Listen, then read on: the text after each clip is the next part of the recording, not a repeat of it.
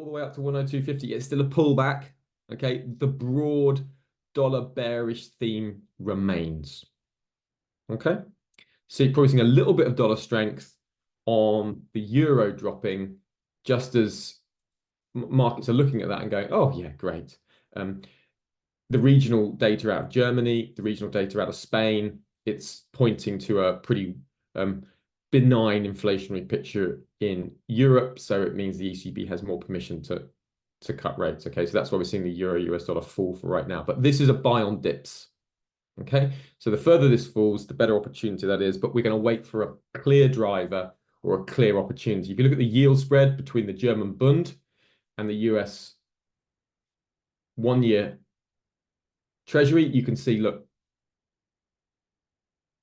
that the yield spread is checking higher. 1-year, see 10-year moving higher. So this remains a buy on dips.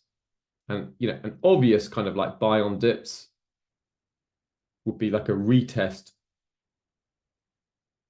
That's quite, so I'd expect potential buys here. We'll have to see because of that inflation data, but definitely should we get a deeper dip, that's an obvious area here. Okay, around that 1.0980, 1.100. So that is technically a lovely place here, 100 and 10980. Okay, so I wouldn't expect the euro US dollar to fall below that level.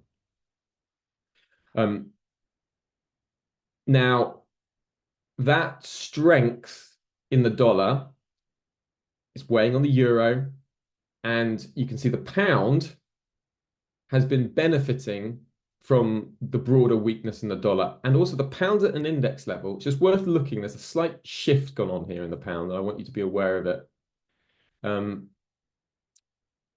If you look at the pound, you can see that we've been moving up towards sort of July levels in the pound index.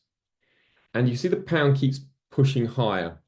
Now, you know, this is the pound on an index level.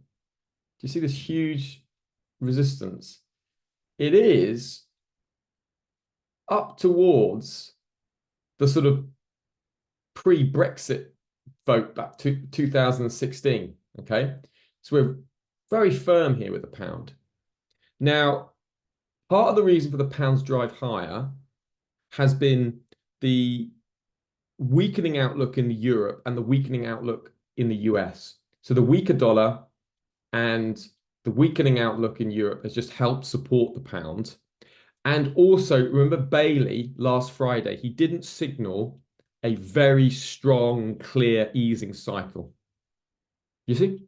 So, yes, we're still looking for reasons to sell the pound, but Bailey's sort of delaying, signaling clear interest rate cuts. You know, like the RBNZ, you know, OCR projections lower, CPI lower, GDP. The banking hasn't done that. So just to be aware that in terms of the pound dollar, these recent, you know, moves higher, you know, they might carry on now, okay, in the near term.